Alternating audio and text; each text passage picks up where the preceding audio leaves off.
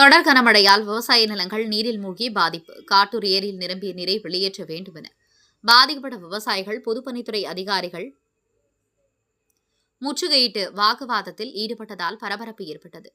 திருவள்ளூர் மாவட்டம் ஆரணி ஆற்றில் தொடர்ந்து பெய்து வரும் கனமழை காரணமாக நிரம்பி காட்டூர் ஏரியும் நிரம்பியதால் அத்தமனஞ்சேரி, பெரிய மனோபுரம், ஏரியபிள்ளை குப்பம் உள்ளிட்ட கிராமங்களில் 500க்கும் மேற்பட்ட விவசாய நிலங்களில் மழைநீர் சூழ்ந்து மூழ்கியுள்ளதால் மழைநீர் வெளியேற போதிய வழி இல்லாததால் காட்டூர் ஏரியிலிருந்து மழைநீரை வெளியேற்ற மதகுகள் மூலம் நடவடிக்கை எடுக்க வேண்டும். பாதிக்கப்பட்ட விவசாயிகள் பலமுறை கோரிக்கை வைத்தும் நடவடிக்கை எடுக்காததால் காட்டூரில் மதகுகளை திறந்து வெளியேற்ற விவசாயிகளை வந்ததால் அவர்களை தடுத்து நிறுத்திய பொதுப்பணித்துறை மற்றும் காவல்துறையினர் பிரச்சினைக்கு தீர்வு காண்பதாக சமரசத்தில் ஈடுபட்டு வருகின்றனர். இந்நிலையில் காட்டூர் ஏரியை நம்பி 1000க்கும் மேற்பட்ட ஏக்கர் விவசாய நிலங்கள் உள்ளதாகும். அதற்கு தேவையான பாசன நீரை கடலில் திறப்பதால் தங்கள் நெற்பயிர்கள் வீணாகிவிடும் என அப்பகுதி விவசாயிகள் தற்போது எதிர்ப்பு தெரிவித்து வருவதால் பொதுப்பணித்துறை அதிகாரிகள் செய்வதறியாமல் தவித்து வருகின்றனர். ஏற்கனவே 4 மதகுகள் வழியாக வெளியேற்றப்படும் மழைநீர் கடலில் வீணாகி வரும் நிலையில் மேலும் 4 மதகுகளை திறக்கக்கூடாது என ஒரு தரப்பினர் தங்கள் எதிர்ப்பை தெரிவித்து வருகின்றனர். உடனுக்குடன் செய்திகளை தெரிந்து கொள்ள தமிழ்நாடு 24 நியூஸ் சேனலை சப்ஸ்கிரைப் செய்யுங்கள். லைக், ஷேர் பண்ணுங்க. நன்றி. 67 கோடி வேலை செஞ்சு நீ பொறுமை கறி ஒழுங்க அந்த போட்ட நீ அந்த போட்டீங்கன்னு கேட்கிறேன். 67 கோடி ரூபாய் 17 கோடி ரூபாய் தான் நீ வேலையை செஞ்சுக்கிறீங்க. 50 கோடி ரூபாய் வந்துட்டு அரசு அதிகாரிகளும் அரசியல்வாதிகளும் ஆட்டை போட்டீங்க, கொள்ளையடிச்சிட்டீங்க. தண்ணி தராது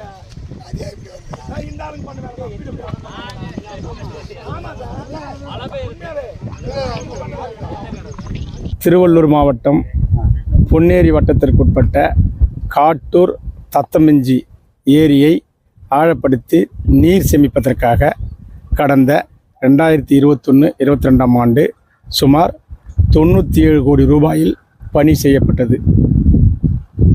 காட்டூர் ஏரியில் குறுக்கே கட்டப்பட்டிருந்த அணைக்கட்டு ஏற்கனவே இருந்த அளவை விட 4 அடி உயர்த்தி கட்டியதால் ஏரிடிப்பாளையம், மனோபுரம், ஏரியபிள்ளைக்குப்பம், வேலூர் போன்ற ஆலாடு கிராமம் வரை விவசாய பயிர்கள் சேதமடைகின்றன.